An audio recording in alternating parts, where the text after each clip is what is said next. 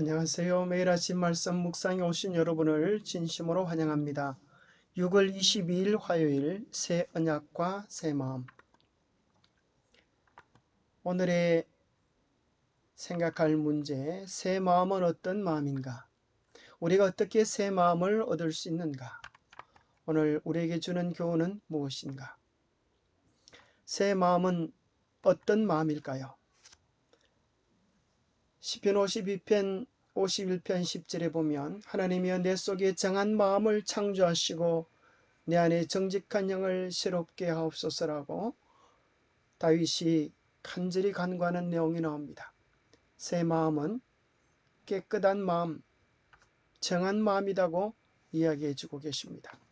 왜 우리에게 새 마음이 필요할까요? 잠언 4장 23절에 보면 모든 지킬 만한 것 중에 더욱 내 마음을 지키라 생명의 근원이 이에서 남이니라 말씀하십니다. 우리의 마음이 바뀌어진다는 것은 우리의 말이 바뀌는 것을 이야기하고, 말이 바뀌는 것은 우리의 삶이 바뀌어지는 것을 이야기합니다.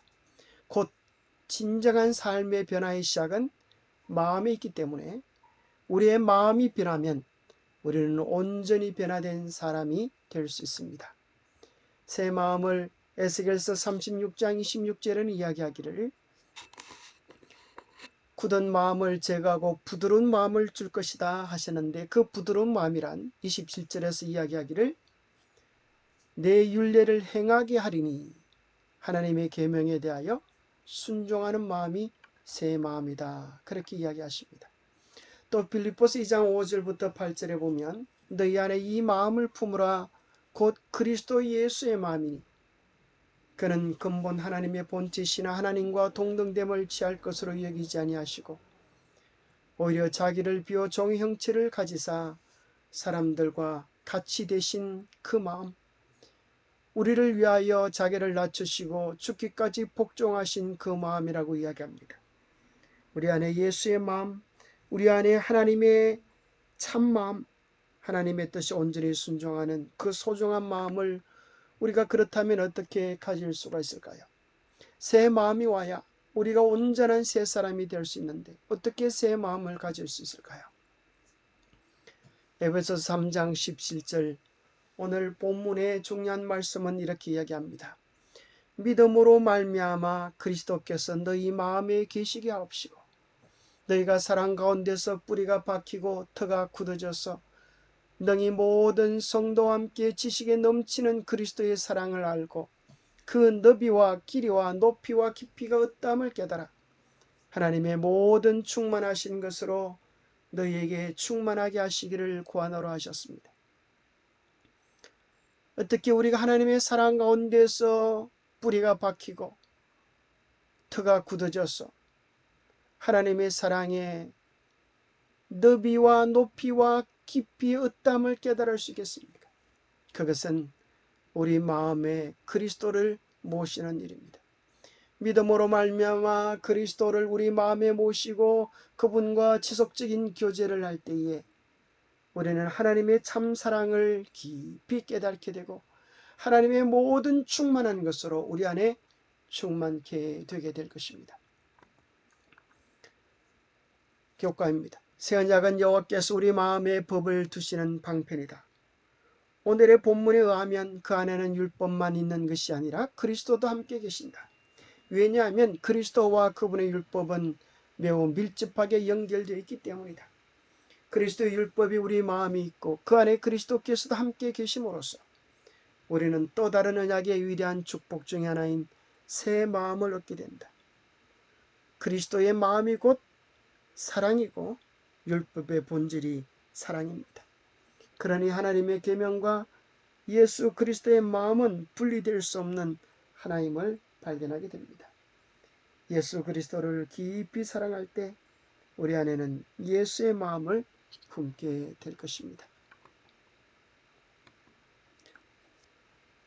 이 사랑은 우연히 임하지 않습니다. 예수님을 통해 나타난 하나님의 사랑을 바라볼 때 이르러 옵니다. 그 사랑의 결과로 우리의 삶은 바뀌어집니다. 우리의 마음도 변화되어 마침내 우리는 새로운 사상과 새로운 욕망과 새로운 목표를 가진 새로운 사람으로 변하게 됩니다. 우리를 향한 하나님의 사랑에 우리가 반응할 때 그분께서 우리의 마음을 변화시켜 우리도 다른 사람을 사랑하게 하십니다. 이것이 바로 바울이 말하고 있는 우리가 하나님의 충만하신 것으로 충만하게 되는 방법인 것입니다. 예수 그리스도를 우리 마음 안에 모실 때 우리 안에 그 사랑으로 충만하게 되어지고 하나님의 충만한 것이 우리의 삶을 통하여 충만케 역사한다고 하는 것입니다. 오늘 우리에게 주는 교훈입니다.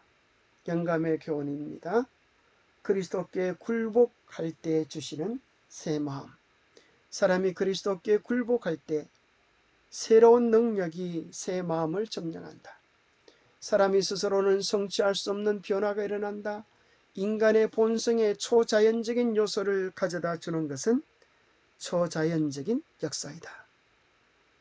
하나님은 끊임없이 우리를 돕기를 원하십니다. 성령께서는 다양한 방법으로 우리의 마음속에 역사해 주십니다. 우리가 새 마음을 갖기 원하면 우리 안에서 세미한 음성으로 역사하시는 성령의 음성에 온전히 굴복할 때 새로운 능력이 우리 안에 새 마음으로 역사해 주는 것입니다. 또 이런 말씀이 있습니다. 악에 대한 유일한 방어는 그리스도의 의를 믿음으로 말미암아 그리스도를 마음속에 내재시키는 것이다. 하나님과 산 연계를 맺지 않으면 우리는 결코 자기를 사랑함과 자아 방종과 죄에 대한 유혹의 부정한 영향을 대항할 수 없다. 우리는 많은 악습을 부릴 수 있을 것이며 얼마 동안은 사단과의 관계를 끊을 수 있을 것이다.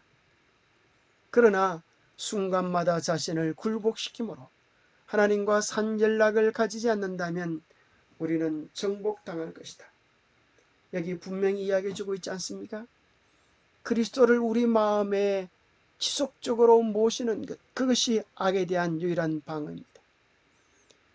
우리가 하나님과 산 연계를 맺어야 하는데 어떨 때는 주님과 연결되었다가 어떨 때는 그분을 떠나면 우리의 영적 생명이 죽는 것입니다.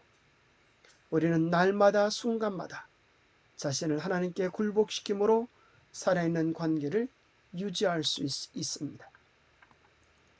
어떻게 주님을 우리 마음 안에 모십니까?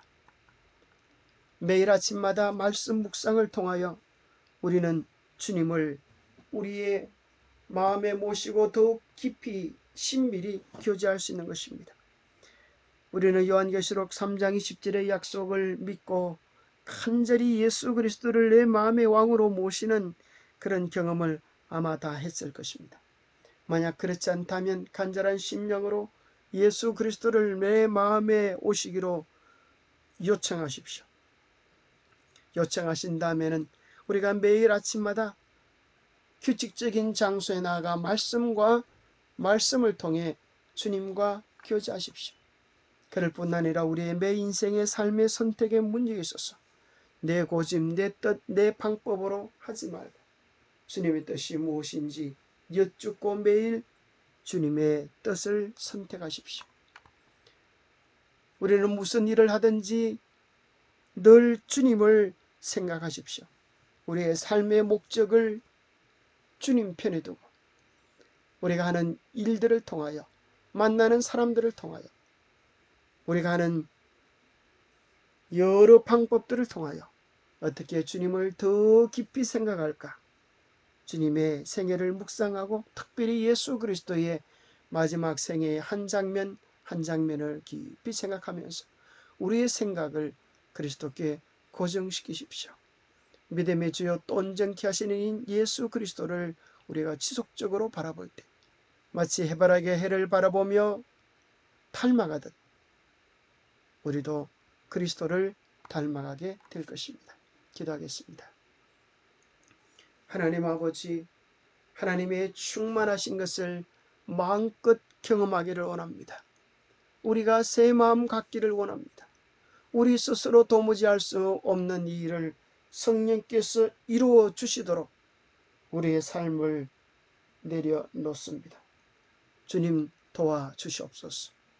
우리의 마음을 온전히 주님께 드리기 원하오매 주님 우리의 마음의 주인이 되어 주시옵소서.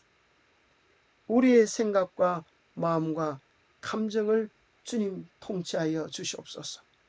매일의 우리의 삶의 선택이, 매일의 우리의 삶의 방향이 주님 안에 있도록 축복하여 주시옵기를 우리 주 예수 그리스도 이름 의지하여 간절히 간구하옵나이다.